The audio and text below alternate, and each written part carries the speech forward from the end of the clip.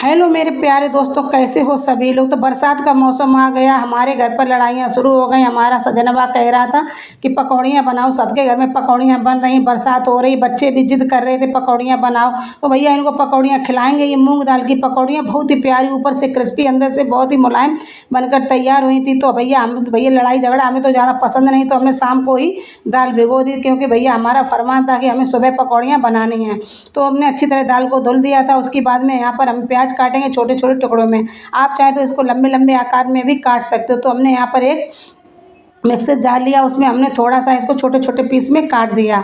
अब इसको काटेंगे, मतलब छोटा छोटा हमें करना कि पकौड़ियाँ अच्छे से बन जाएँ। तो हमने इसको अच्छी तरह से चलाया, चलाने के बाद बहुत देर अच्छी मस्ती भी करते रहे, पकौड़ियाँ भी बनाते रहें। तो आप लोग बरसात का एंजॉय कैसे कर रहे हो कमेंट में ज़रूर बताना, और हमारे वीडियो कैसे लग रहे हैं आपको ये भी कमेंट में बता देना दोस्तों। और ये अच्छी तरह बातों बातों में अच्छी तरह से यहाँ पर ये छोटे टुकड़ों में हो गया था। बस थोड़ा सा और चलाएंगे तो हमें अच्छी तरह से ये छोटे छोटे पीस इसके हो जाएंगे। अब ये देखो ये अच्छी तरह से ये हो गया था। आप चाहें तो या मतलब पतला पतला भी लंबा लंबा काट सकते हो, मगर हमने यहाँ पर इसके छोटे छोटे पीस किए।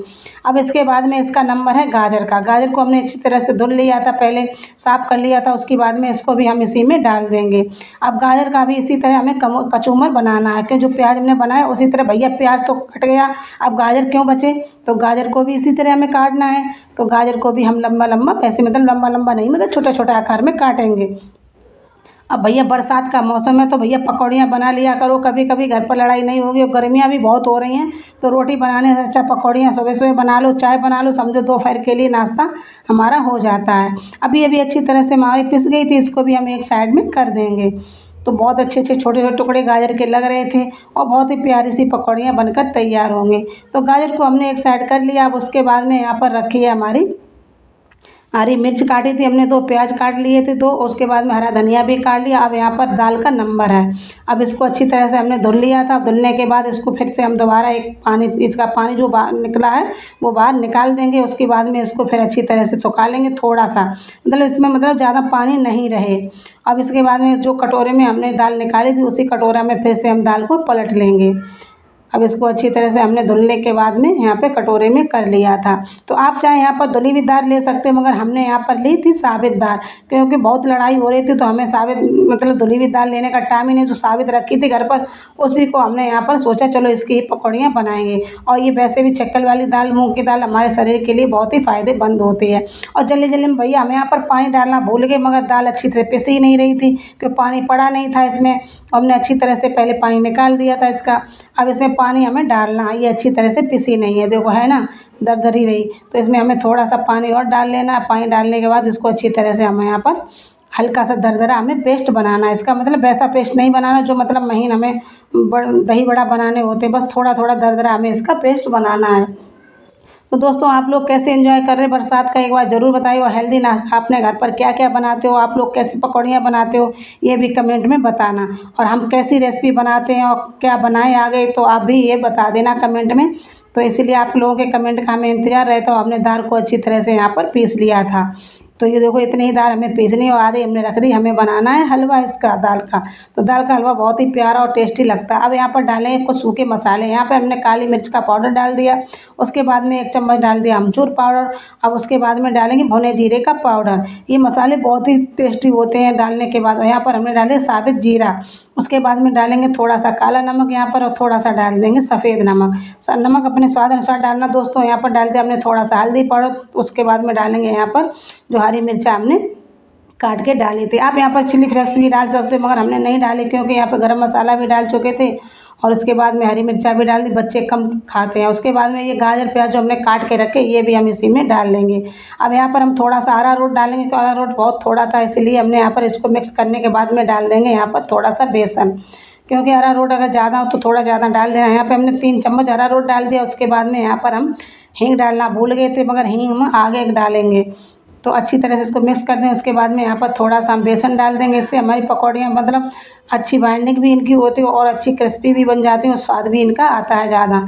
तो यहाँ पर इसको भी अच्छी तरह मिक्स करने के बाद यहाँ पे थोड़ी हमने हींग डाल दी, क्योंकि हींग डालना हम भूल गए थे, हींग बाद में डाल दी।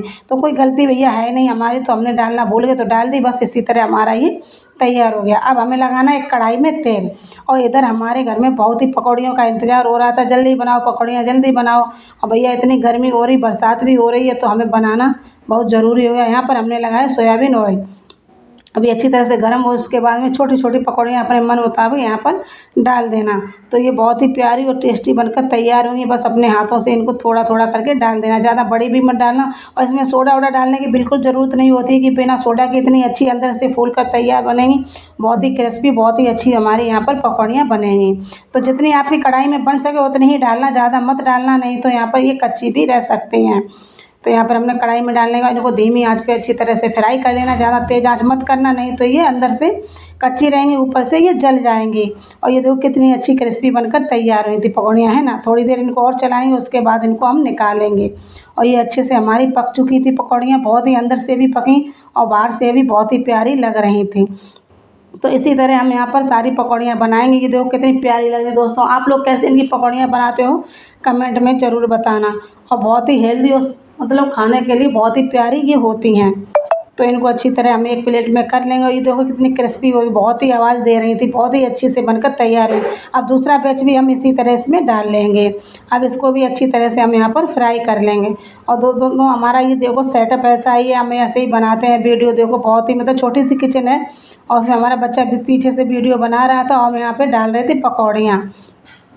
तो धीमे आसानी से डालना। यहाँ पर हम 3-4 बैच बनाए थे, इसलिए मतलब तो थोड़े ही आप लोगों को दिखा रहे हैं, क्योंकि वीडियो बहुत लंबा हो जाता है ना। तो यहाँ पे 2-2 हम बल्ब लगा के बैठे थे, क्योंकि रोशनी हमारे यहाँ आती नहीं, और बाहर अगर हम गैस रख लें तो भैया बंदर हमें खाने नहीं देते हैं। इतने झुंड बना के बंदर आते हैं, तो पकौड़ियाँ भी ले जाएंगे और हमको भी खा लेंगे। इसलिए हम अंदर ही अंदर काम करते हैं, तो हमें 2-2 बल्ब जलाने पड़ते हैं। और देखो हमारी ये भी पकौड़ियाँ बहुत अच्छी तरह से सिक गई थी।